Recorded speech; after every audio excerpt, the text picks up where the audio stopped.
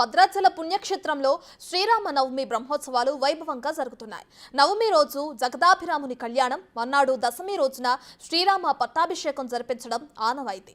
ఆలయ ప్రాంగణంలోని మిథిలా మండపంలో ఈ రోజు జరిగే శ్రీరామ పట్టాభిషేకానికి సర్వాంగ సుందరంగా ఏర్పాట్లు చేశారు.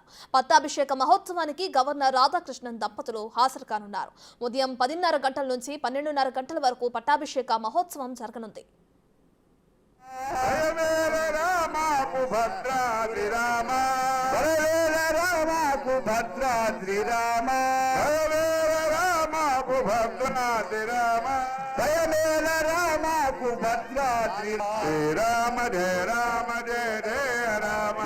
భక్తవత్సల భగవానే నమః.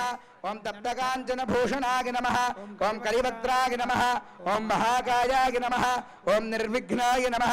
ఓం దైత్యమర్దనాయ నమః. ఓం విశుద్ధాత్మనే నమః. ఓం బ్రహ్మధ్యాన పరాయణాయ నమః. ఓం సర్వశాస్త్రార్థతత్వజ్ఞాయ నమః. ఓం సర్వాభీష్ట ఫలప్రదాయ నమః. శ్రీమతే విశ్వక్సేనాయ నమః.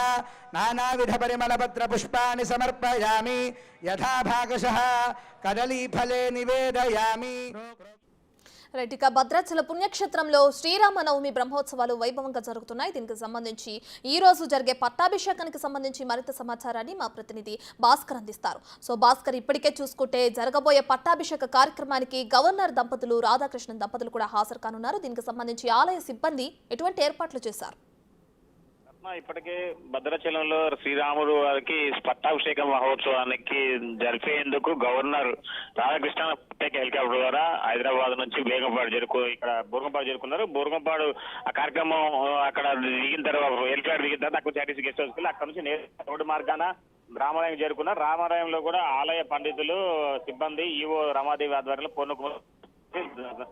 గవర్నర్ ని టెంపుల్లో ఆలయ మర్యాదలతోటి దర్శనం చేయించారు. అనంతరం అక్కడ నుంచి మూల విరాట విగ్రహాలను, రాముల వారి విగ్రహాలలో మూల విరాట ఏదైతే ఇప్పుడు రాముల వారికి పట్టాభిషేక మహోత్సవం చేసే కార్యక్రమం ఉందో అక్కడకు సంబంధించినటువంటి మూల విరాట విగ్రహాలన్నీ కూడా ఊరేగింపుగా మిథాలి స్టేడియం కు తీసుకుని వెళ్ళడం కూడా జరిగింది. అక్కడ నుంచి నేరుగా మిథాలి స్టేడియం నుంచి వచ్చిన తర్వాత అక్కడ ఈ క్రతువు సుమారు 10:30 గంటల నుంచి స్టార్ట్ అయినటువంటి పట్టాభిషేక క్రతువుని 12 గంటల లోపు పూర్తి చేస్తారు. 12 గంటలకు గవర్నర్ చేతుల మీదుగా రాజదండం, అదేవిధంగా రాజపత్రంతో పాటుగా మరో ఆయనకి కిరీటం ధారణ చేసేసి ఆ ఖడ్గాన్ని అందించేసి ఆయనకు రాజ పాలన అంటే రాముడి పాలనగా ఆయన గుర్తుగా ఆయనకి ఒక ప్రతిష్ట ఇచ్చే కార్యక్రమాన్ని గవర్నర్ నిర్వహిస్తారు. మొత్తంగా కిరీటాధారణ చేసినటువంటి తర్వాతనే రాజధానం చేతిలో ఆయనకి ఇచ్చిన తర్వాతనే ఈ యొక్క రాముల వారికి పట్టాభిషేకం పూర్తవుతుంది. ఆ ప్రక్రియ పూర్తవుతున్న తర్వాత అక్కడ నుంచి ఆ తంతుని కళ్ళార వీక్షించే విధంగా భక్తులకు కూడా మొత్తానికి ఎల్ఈడీలు కూడా ఏర్పాటు చేయడం కూడా జరిగింది. సెక్టార్ల వారీగా చాలా వరకు కూడా భక్తులకు ఎలాంటి ఇబ్బంది లేదు. ఎల్ఈడీలతో పాటుగా వచ్చిన భక్తులకు అన్ని ఏర్పాట్లు చేసి పెట్టారు. Right, thank you Bhaskar.